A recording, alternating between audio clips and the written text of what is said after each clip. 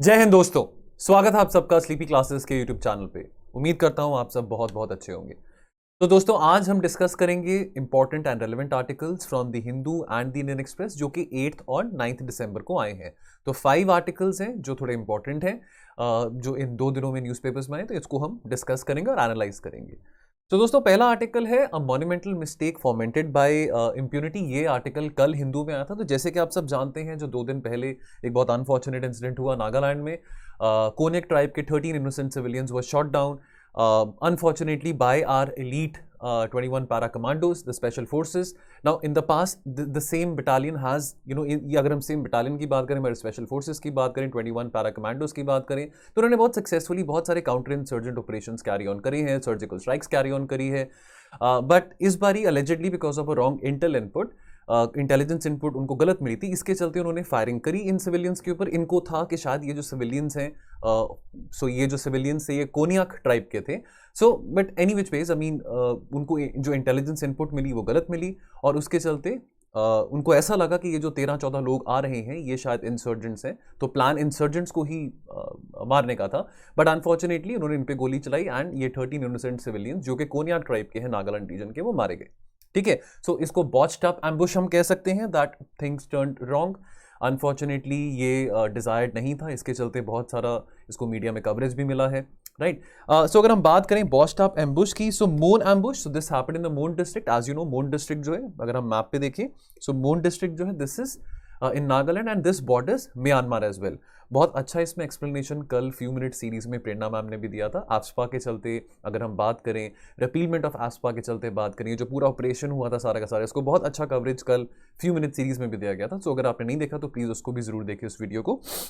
Now, unlike the earlier strikes, which were in response to grave provocations, and the targets were outside Indian territory, this scenario was different than the present.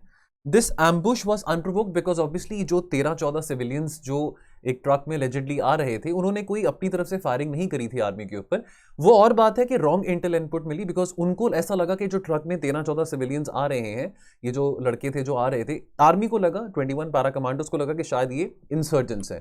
Now this is a very unfortunate incident. तो media में भी इसको लेके coverage देखिए। अब obviously army की अगर हम बात करें तो obviously our army has defended us in times of dire emergencies, right. और ऐसी बात नहीं है कि ये जान के किया गया था। Obviously this was a failed intelligence input because of which this unfortunate incident happened. But unfortunately अगर हम आर्टिकल्स में बात करें, न्यूज़ कवरेज की बात करें, तो इसमें ऑब्वियसली आर्मी को अच्छी लाइट में नहीं दिखाया गया। So this can be summarised as a hit and run warfare kind of operation. ठीक है, so this happened in the Mon district. Now hot pursuit की बात करें, नाउ आपको याद होगा 2015 में on the 9th of June 2015, India announced that it had conducted a cross-border operation against insurgents. तो ये एक तरह का सर्जिकल स्ट्राइक किया गया था across the border of Myanmar. This happened in June 2015।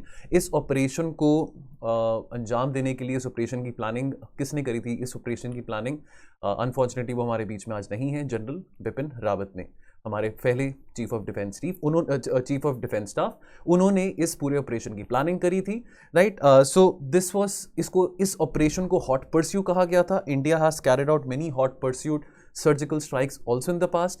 Now because हमारा जो नॉर्थ ईस्ट रीजन है वो बहुत पोरस है। सो नॉर्थ ईस्ट रीजन की बात करें, बांग्लादेश हो, म्यांमार हो, so very porous borders across the northeast region with these countries, right? Now because of the terror camps operating in countries like Myanmar, Nepal, Bhutan, Bangladesh, India has gone inside the territories of these countries and taken action against the armed groups. So this has been done in the past। 2015 में ये बहुत एक successful operation रहा था by the name of Hot Pursuit। Now, according to Indian media reports, around 38 insurgents belonging to the NSCN-K, which is Khaplang, were killed during the operation which happened in 2015। Right. सो इस operation को पूरा manage जो किया था, जो strategise किया था, वो हमारे लेट जनरल बिपिन रावत ने किया था, who unfortunately passed away yesterday in a helicopter crash. Now trouble with AFSPA, right. इसको लेके, एस्पा को लेके प्रॉब्लम क्या है, एस्पा के साथ रिपीलमेंट ऑफ एस्पा होना चाहिए कि नहीं होना चाहिए, इसको लेके बहुत अच्छा कल, I again repeat, few minute series का एक वीडियो प्रेरणा मैम ने डाला था, उसको प्लीज देखिए अगर आपने भी नहीं देखा। आफ्सपा के चलते हमारे पास एडिटोरियल एनालिसिस में भी आज काफी कंटेंट है, तो उसको हम आज भी डिस्कस करेंगे। Now the intent obviously was to destroy and eliminate as would be done to hated enemies, right. Now ठीक है, आई मीन सर्जिकल स्ट्राइक्स ऐसी बात नहीं कि पहली बार हो रही है, पहले भी सर्जिकल स्ट्राइक्स होती रहती थी। इस तरह के ऑपरेशंस आर्मी कैरी ऑन करता रहता है, army keeps on conducting such kind of operations, but unfortunately even जो हमारे एलीट 21 पैरा कमांडोज हैं उनको कोई जानबूझ के उन्होंने इन सिविलियंस को नहीं मारा, बट नेवरदलेस इंटेल फेलियर था। जो रियलिटी है वो ये है कि जो 13 इनोसेंट लड़के थे ये मारे गए। नाउ आफ्सपा की बात करें, has ensured a climate of impunity among those fighting insurgency. Neighbouring Manipur की बात करें, this has become evident even in the pocket where AFSPA has been removed after public agitation. So Irom Sharmila की बात करें, उन्होंने कितने साल, 16-17 साल आफ्सपा के अगेंस्ट प्रोटेस्ट किया था, हंगर स्ट्राइक किया था, right.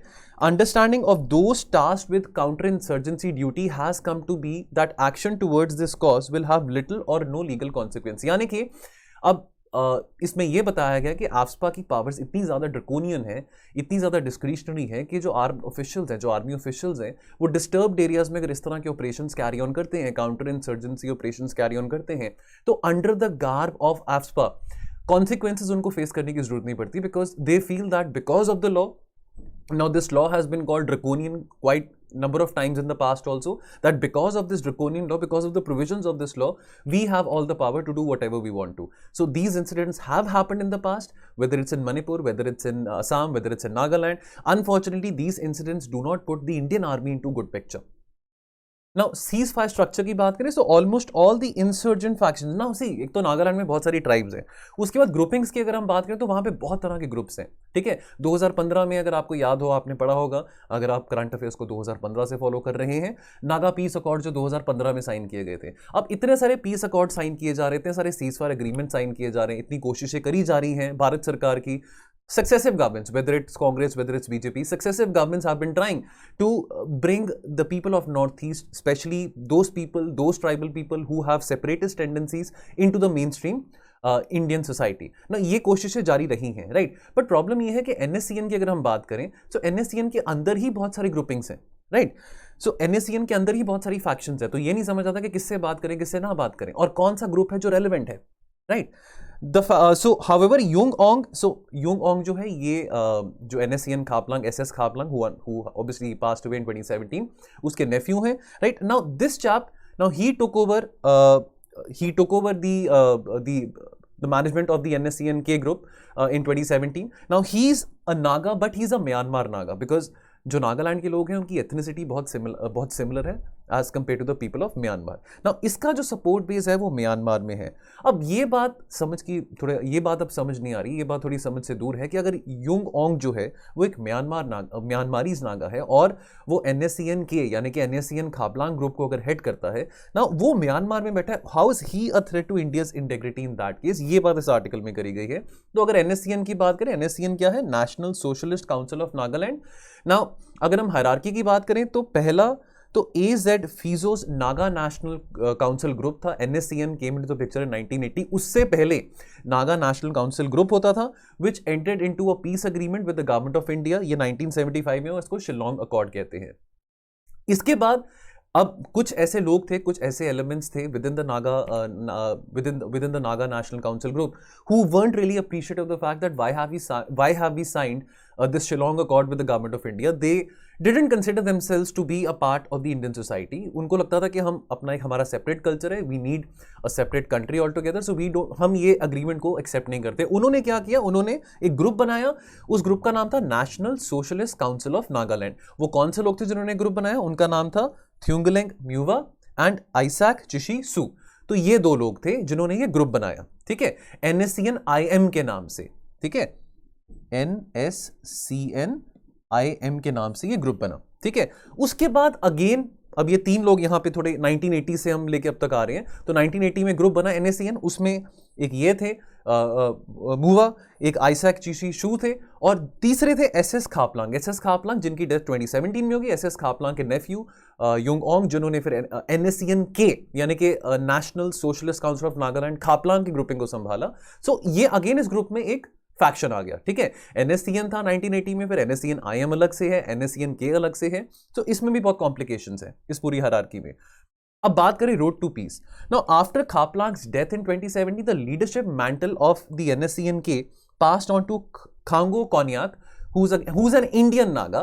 He's an Indian Naga, and so उसके बाद what happened? Then a bloodless coup happened in 2018 जहां पे खांगो कोन्याक को impeach करा गया and Yung Ong took over the leadership. So Yung Ong इसके cousin brother थे. He was the nephew of SS Khaplang and he was the cousin brother of Khango Konyak. Now he overtook the NSCN-K leadership, right? Now the question is now whether the tragic development would have any lasting impact on the ongoing peace talks now presumed to be in its final stage. अब ये जो operation हुआ है, ये जो जिसमें civilians मारे गए हैं, unfortunately 13 civilians have been killed in this unfortunate incident. Now, how will this impact the speed of the Naga peace accords, right? Because obviously trust deficit आएगा within the Naga society towards the Indian government. Now, how to fill in this trust deficit? ये बात यहाँ पे थोड़ी जरूरी है समझने वाली, ठीक है दोस्तों। इसके चलते एक और आर्टिकल आज इंडियन एक्सप्रेस में आया है, state against the constitution. This is written by Pratap Bhanu Mehta. इस आर्टिकल में बात करी गई है AFSPA को लेके, ठीक है, arm forces special power act को लेके, कि AFSPA जो है अगर इसको हटा दें, इसको रिपील कर दें, तो क्या ये कॉन्स्टिट्यूशन को कमजोर करेगा कि स्ट्रेंथन करेगा। तो इस आर्टिकल में प्रताप भानु मेहता ये कह रहे हैं कि अगर हम AFSPA को हटा देते हैं तो हमारी जो कॉन्स्टिट्यूशन है वो और स्ट्रेंथन होगी, ठीक है। अब AFSPA की बात करें, ये कॉलोनियल लॉ है 1942 में क्विट इंडिया मूवमेंट के टाइम पे ब्रिटिशर्स ने इसको पहली बार यूज किया था। फिर 1958 में जब जो 1947 में हम आजाद हो गए थे, तो 1958 में नेहरू जी ने इसको कंटिन्यू रखा, बिकॉज ऑब्वियसली इनिशियल ईयर्स जो हमारे इंडिपेंडेंस के थे, अगर हम नॉर्थ ईस्ट की बात करें, बहुत टेंस सिचुएशन थी वहां पे, सेपरेटिस्ट टेंडेंसीज थी, सक्सेशन टेंडेंसीज थी। I mean it was obviously there was a lot of insurgent activity happening in the north east region and also because of the hostility we had with China. तो इस करके नेहरू जी ने इस act को repeal नहीं किया, इस एक्ट को इंश्राइंड रखा, right. Now this act unfortunately, I mean this grants extraordinary powers, discretionary powers to the armed forces in order to search, seizure, arrest, or even right to shoot or right to kill as well, right? Now this operates in ways which makes mockery of human rights and civil liberties. अब physical and psychological जो physical और psychological cost है to the armed forces because they are exercising this act is immense, right? Because obviously उनको भी नहीं अच्छा लग रहा अपनी डिस्क्रिप्शन। देखिए अगर हम आर्म फोर्सेस की भी बात करें तो ऑब्वियसली उनको भी नहीं अच्छा लगेगा कि अननेसेसरी प्रेशर के अंदर आके वो अपनी डिस्क्रिप्शनरी पावर्स यूज करके इनोसेंट लोगों को मारे। But because of the hostility in such regions, अगर हम जम्मू कश्मीर की बात करें, हम नॉर्थ ईस्ट की बात करें, हम नक्सल इन्फेक्टेड एरियाज की बात करें, तो because of the situations in these areas वो मजबूर हो जाते हैं इस तरह के रैडिकल स्टेप्स उठाने के लिए, right. Now the repeal of AFSPA, but obviously अगर वो मजबूर हो जाते हैं ऐसे स्टेप्स उठाने के लिए जहां पे वो राइट टू शूट या राइट टू किल अपना एक फंडामेंटल राइट समझते हैं, तो वो भी सही बात नहीं है। But the repeal of AFSPA is necessary not just for restoring the constitutional values, but also a way of acknowledging the dark history of our conduct in Nagaland. ऐसी बात प्रताप भानु मेहता कह रहे हैं। अब as for Nagaland की बात करें ना, India's handling of the Naga insurgency has been, as per Pratap Bhanu Mehta, this strategy of India to manage Nagaland has been very disappointing. This has been a mixture of repression, accommodation, betrayal, bribery, negotiation. After all, अभी तक हमारे पास details नहीं है जो 2015 में जो Naga peace accord sign किया गया था with the NSCN IM group, अभी तक हमारे पास उसकी डिटेल्स नहीं आई है, ठीक है। सो इसके चलते यहाँ पे प्रताप भानु मेहता ने इसमें ब्राइबरी और नेगोशिएशन को थोड़ा एक क्रिटिसिज्म वे में मेंशन किया है। अब नागास जो हैं, as per Pratap Bhanu Mehta, now he says that they are fiercely proud of their tradition, of their ethnicity, but at the same time they are willing to make accommodation, they are willing to accommodate and make common grounds, make common convergences as far as the Constitution of India is concerned. तो अक्सर जो national security laws हैं like AFSPA, they are defended by saying that look, constitution जो है it is not a suicidal pact, कि भाई हमारा we are the largest democracy, हमारे यहाँ पे संविधान है, ठीक है, हमारे यहाँ पे रिटन कॉन्स्टिट्यूशन है, तो यहाँ पे हमारे पास जितने भी लॉज हैं तो वो सबके फंडामेंटल राइट्स की रिस्पेक्ट करते हैं। बट ये कहना सही नहीं है कि सारे के सारे लॉज आपके फंडामेंटल राइट्स को प्रोटेक्ट करेंगे। सो जस्ट बिकॉज कोई लॉ को कोई स्टैट्यूटरी पावर मिला हुआ है या कोई लॉ कॉन्स्टिट्यूशन के अंदर इंश्राइंड है, डजंट मीन कि वो लॉ लोगों की लिबर्टी को प्रमोट करेगा या लोगों की लिबर्टी को प्रोटेक्ट करेगा, ठीक है। सो at the same time, a law like AFSPA, this cannot ensure there is no guarantee कि आफ्सपा आप जितनी मर्जी बार लगा दो नागालैंड में या मणिपुर में, there is no guarantee that उसके बावजूद भी जो इतने सारे लोग हैं नागालैंड में, जो ट्राइब्स हैं जो नागालैंड की जो नागा ट्राइब्स हैं, कोई गारंटी नहीं दैट उसके बावजूद भी वो अपने अंदर एक सेपरेटिस्ट टेंडेंसीज नहीं शो करेंगे, as in to drift away from the mainland India, right? So this cannot ensure a long-term success. How has AFSPA been counterproductive for the army? Now, number one, giving wide immunity to the forces can distort the choice of discretion or strategy available during the times of counter-insurgency operations, because this law gives absolute power, right? And as you know, power corrupts, absolute power corrupts absolutely. Now, wider immunity can often reduce rather than increase the professionalism of the armed forces. अब बात यहां पे ये आती है कि चलो आप यहां पे लोकल पुलिस को स्ट्रेंथन क्यों नहीं कर रहे हो? आफ्टर ऑल जो लोकल पुलिस है, जो वहां के लोकल इंस्टीट्यूशनल मैकेनिज्म्स हैं, वहां पे उसके ऊपर इतना एम्फसाइज क्यों नहीं किया जा रहा? उनको स्ट्रेंथन क्यों नहीं किया जा रहा? जो लोकल लॉ एनफोर्समेंट एजेंसीज हैं, क्या वो केपेबल नहीं है इस तरह की इंसर्जेंट से लड़ने के लिए, इंसर्जेंसी से डील करने के लिए? ठीक है, अगर हम पंजाब की बात करें तो हमारी पंजाब पुलिस ने रिकॉर्ड दिखाया हुआ है इतने सालों से that our Punjab police is very much efficient and capable of dealing with the insurgents. So if Punjab police is, then why not the police of Nagaland, the police of Manipur, or the police of Assam? Why are the central agencies, why are the central armed forces deployed there in so much number? Because the reason is that the government chooses to invest more in the central forces rather than investing in the local capabilities of the local law enforcement agencies. Now, what is the way ahead? Now, Jeevan Reddy Committee had advocated the repealing of AFSPA, and he pointed out that the accountability mechanisms internal to AFSPA has not been worked out. Supreme Court ने कुछ guidelines lay down करी थी for the use of AFSPA back in 1997, so this goes 24-25 years back. And in principle, Supreme Court had said that unprofessional conduct, crimes and atrocities can still be prosecuted. So there is no absolute sanction of law, there is no blanket immunity which should be available to the armed forces. ये बात supreme court ने 1997 में कही थी that ठीक है, AFSPA एक कानून है, कानून देश का अपना डोमेन है, देश का अपना राइट है, कैसा भी वो कानून बना सकता है, कोई ऐसी बात नहीं है कि कानून में कोई कमी है। लेकिन अगर कोई ऐसा आर्म्ड ऑफिशियल है, कोई भी ऐसा आर्मी का कोई भी ऐसा ऑफिशियल है जो कि डिस्क्रिशनरी ऐसा एक्ट कैरी ऑन कर रहा है और इनोसेंट लोगों को मार रहा है, तो he will face the court of the law, he और she will face the court of the law. ठीक है, in 2017 the Supreme Court in a case filed by the extrajudicial execution victims families association ordered a probe into more than 1500 extrajudicial killings in Manipur, right? So Irom Sharmila had also carried on a hunger strike for more than 16 years. She started her hunger strike back in the year 2000. So the existence of AFSPA powers is an affront, and this creates a culture of fear, interdiction, humiliation and violence which impacts the civil liberties of individuals, right? तो इनका ये कहना है that repealment of AFSPA will strengthen and it will not weaken the Indian constitutional project. Attempts to repeal AFSPA in the past, तो यहाँ पे देखिए अगर AFSPA से रिलेटेड आपको क्वेश्चन पूछा जा रहा है तो वहाँ पे आपने ये 2-3 चीज़ें ज़रूर वहाँ पे मेंशन करनी है, जैसे जस्टिस जीवन रेड्डी कमीशन हो गया, सुप्रीम कोर्ट की जो गाइडलाइंस थी 1997 में जो आई थी, right? So Naga peoples movement of human rights versus union of India, so there were certain guidelines given by the supreme court. तो ये सब बातें कल फ्यू मिनट सीरीज वाले एपिसोड में भी प्रेरणा मैम ने शेयर करा, तो प्लीज़ उसको जरूर देखिए अगर आपने नहीं देखा। तो ये बातें आपने वहाँ पे लिखनी है, ठीक है? जो इंस्टीट्यूशनल प्रोसेस, जो इंस्टीट्यूशनल मैकेनिज्म्स जो इंश्राइंड है which are talking about repealment of AFSPA, ठीक है? सो इरोम शर्मिला की आप कहानी जानते होंगे, the year 2000 Manipur activist Irom Sharmila, she began hunger strike which would continue for 16 years against AFSPA. This happened post the Malom massacre in Manipur. Then the Justice Jeevan Reddy Commission and the second ARC headed by Virappa Moily endorsed these recommendations. So and so, even the former Home Minister P. Chidambaram, he had said back in 2009 that look, if you don't want to repeal AFSPA, one can consider to amend certain provisions of AFSPA. चलिए अगला article है जी, health account numbers that require closer scrutiny. Now this talks about the out of pocket expenditure. Now there is a report which has been released by the National Health Accounts. Now this report का जो assessment year है that is 2017-2018, right? Now as per this report, it is a cause of celebration that because this report is saying that the total public spending on health as a percentage of GDP has increased to a high of more than 1.35% of GDP. सी अब pandemic तो अभी आया है, 2 साल पहले आया, लेकिन ये जो रिपोर्ट का जो डेटा है, इस रिपोर्ट के डेटा के लिए जो असेसमेंट ईयर यूज किया गया है वो 2017-18 का है। ठीक है, अब ये उस टाइम का है जब 2017-18 वो वाला पीरियड है, यानी कि post demonetisation and post the introduction of GST।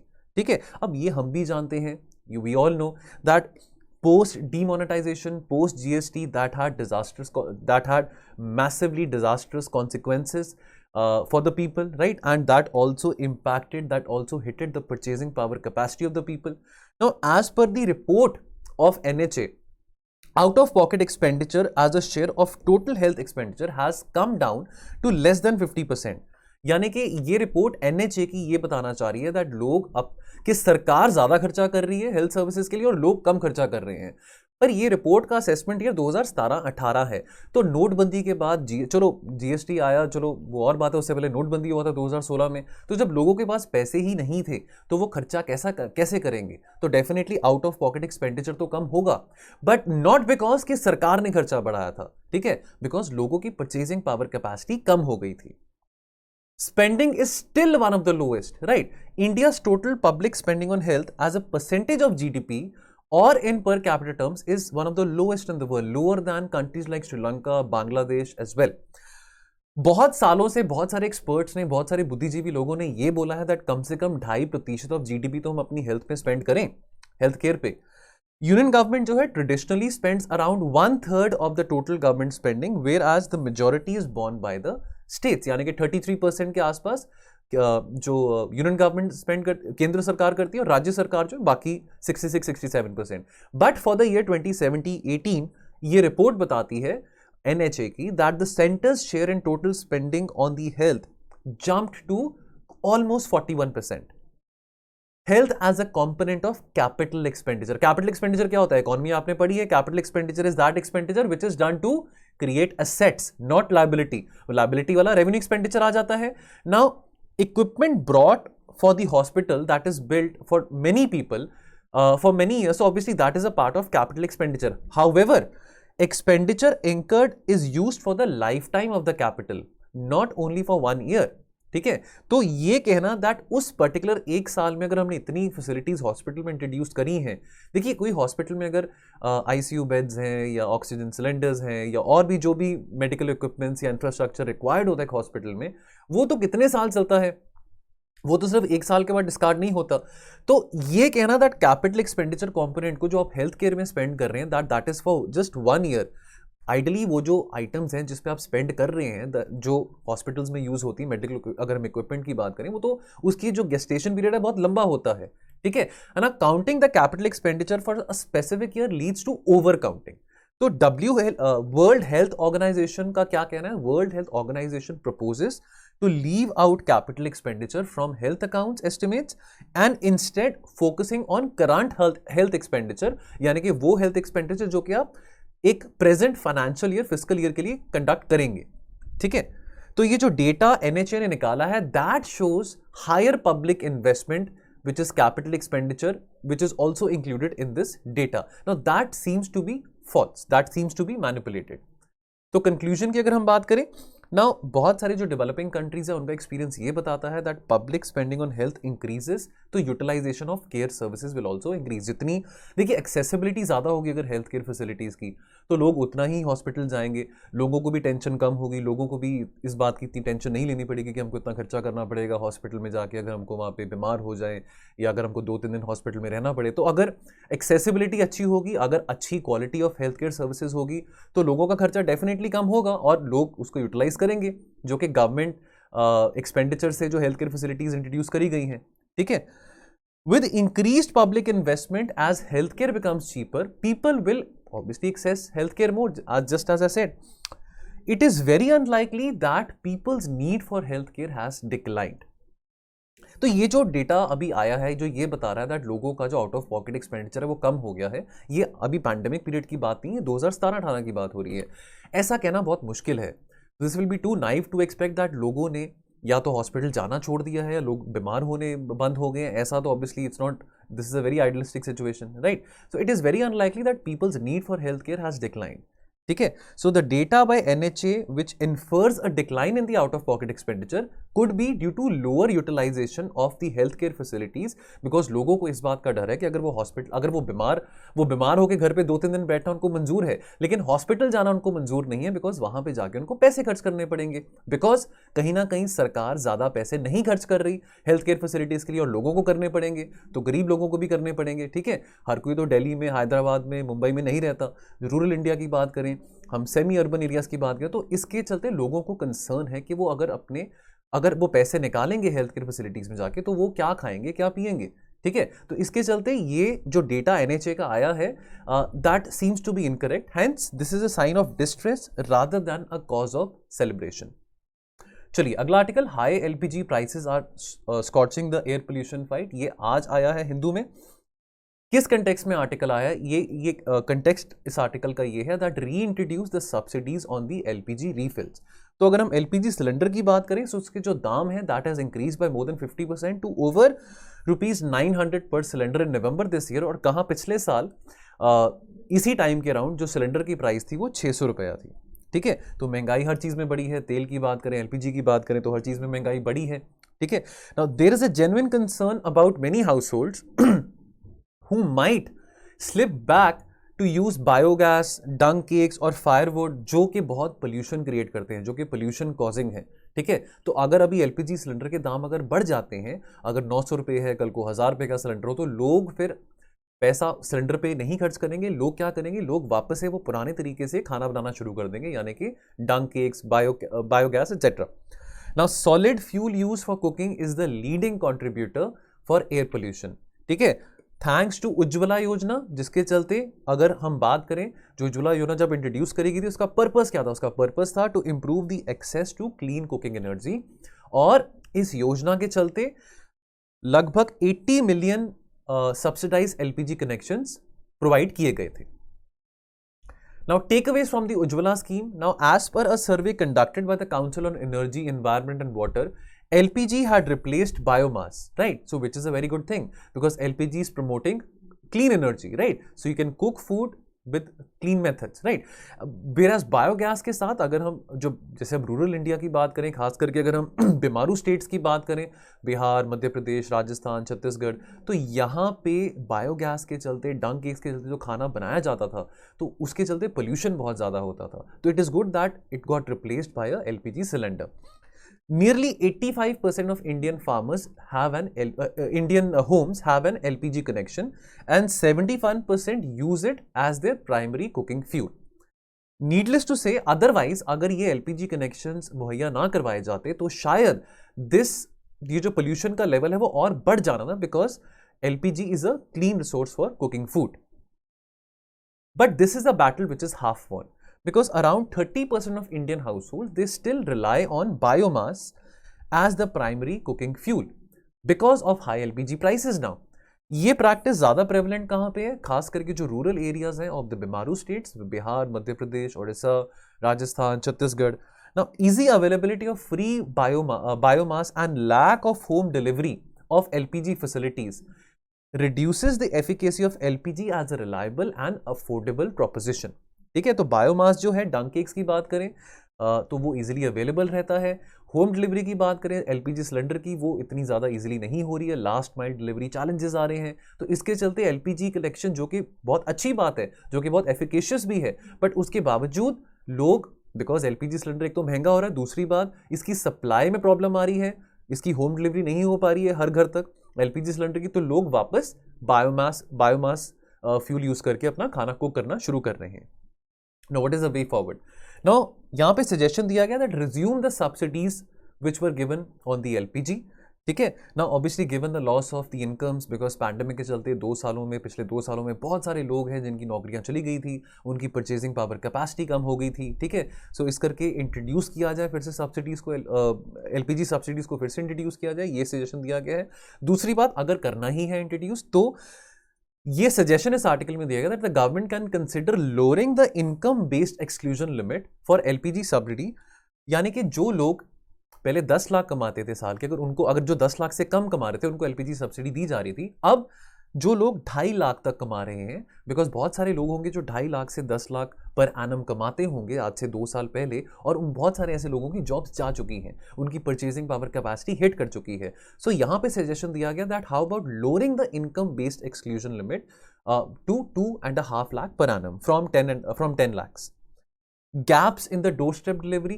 Now, because easy, जैसे अभी हमने पहले डिस्कस किया, easy availability of biomass and gaps, the last mile challenges as far as the doorstep delivery of LPG cylinders is concerned. This is giving incentives to people to go back to their old methods of cooking food, which was causing a lot of pollution.